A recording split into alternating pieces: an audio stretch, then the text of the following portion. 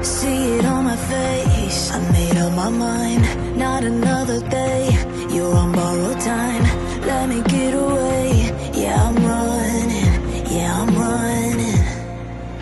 So love me or leave me, I'm standing alone. Can't shake a feeling that lives in my bones. Lie to me, tell me you wish that you could, but nothing you gave me is worth what you took. 'Cause baby when I'm gone for good.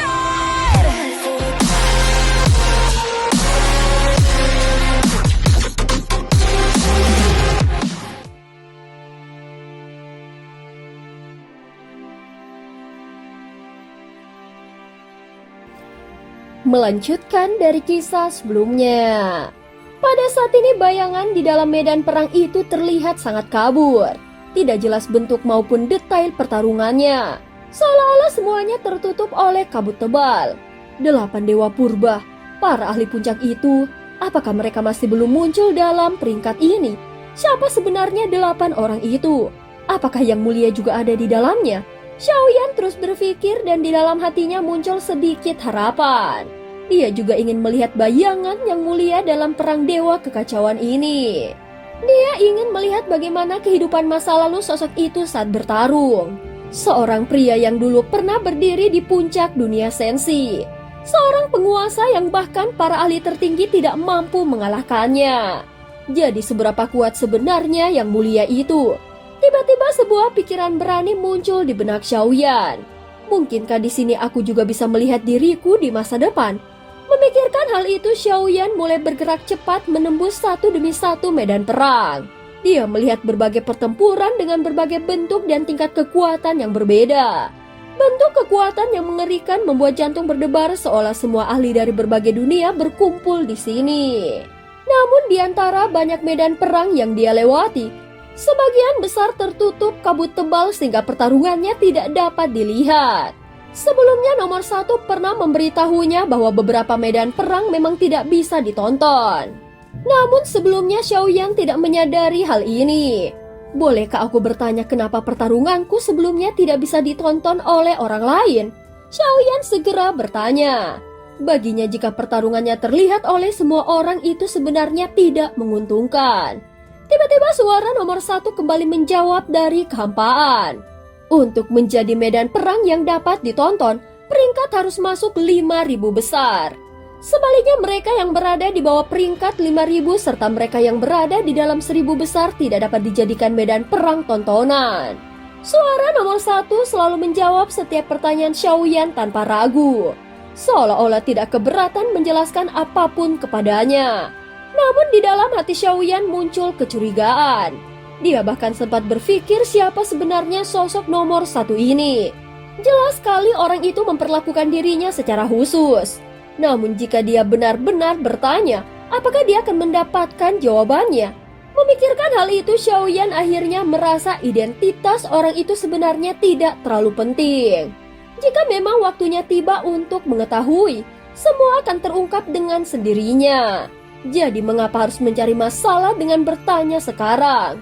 Meski begitu aturan ini memang terasa aneh. Namun setelah dipikir-pikir, perang dewa kekacauan bahkan mampu mengumpulkan para ahli dari masa lalu dan masa depan untuk bertarung bersama. Bahkan aliran waktu pun dapat diabaikan di tempat ini. Jika demikian, aturan seperti itu bukanlah sesuatu yang aneh. Saat Xiaoyan terus berpindah dari satu medan perang ke medan lainnya, dia menyadari sesuatu. Meskipun dia bisa menonton pertarungan, menyaksikan pertarungan para ahli yang sangat kuat akan menguras kekuatan jiwanya. Sehingga jika bukan target yang dia cari, Xiaoyan hanya melirik sekilas lalu pergi.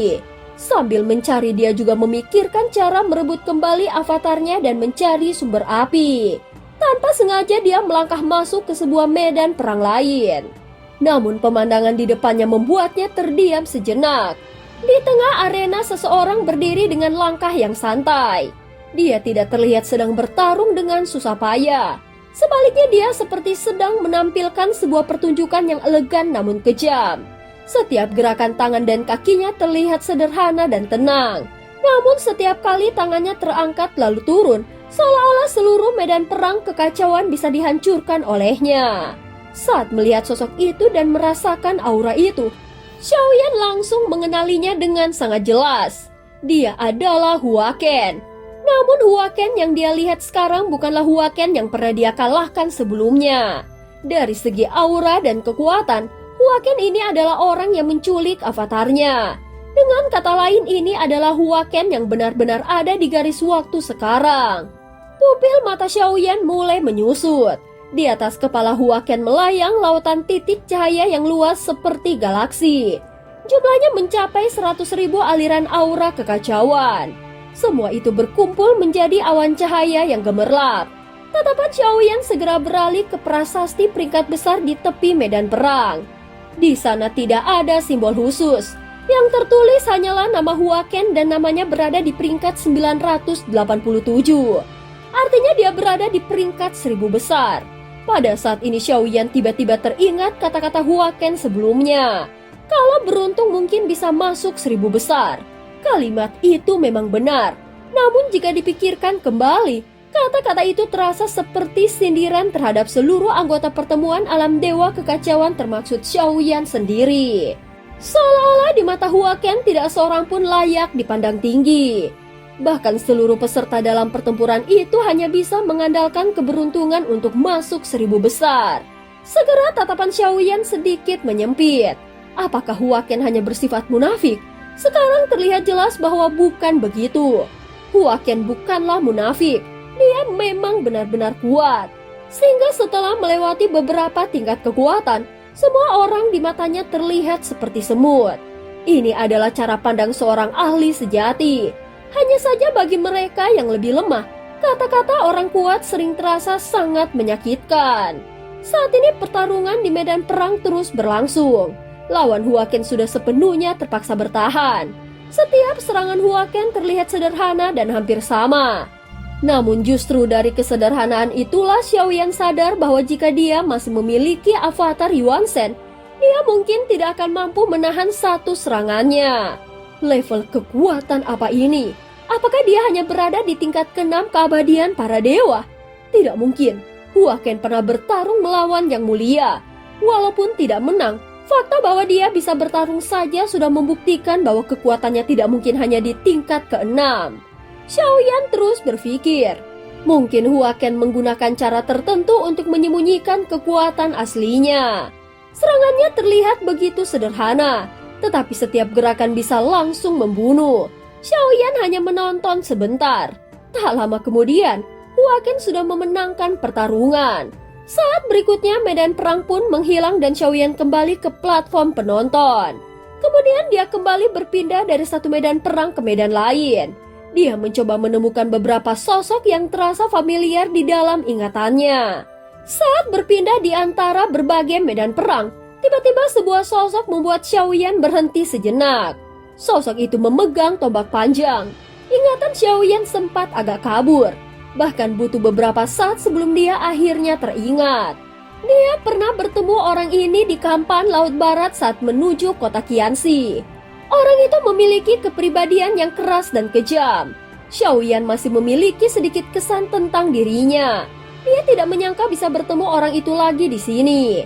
Di atas kepala pria itu melayang ribuan aliran aura kekacauan.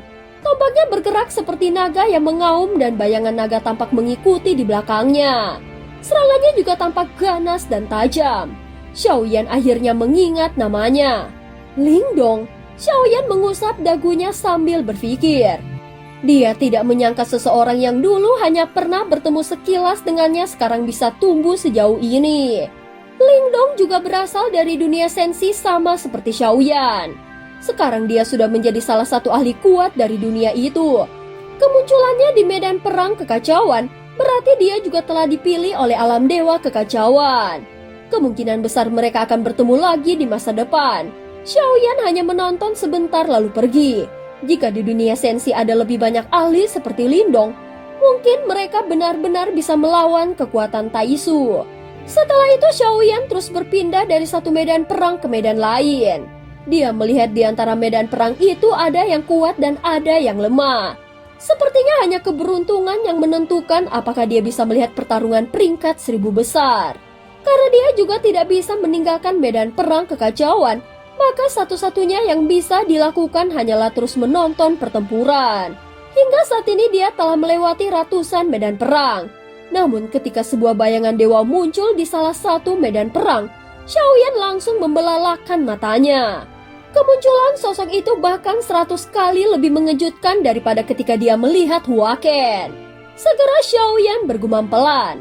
Bagaimana mungkin itu dia? Ucap Xiaoyan dengan suara yang dalam.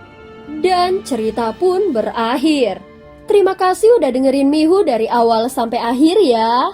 Sampai jumpa.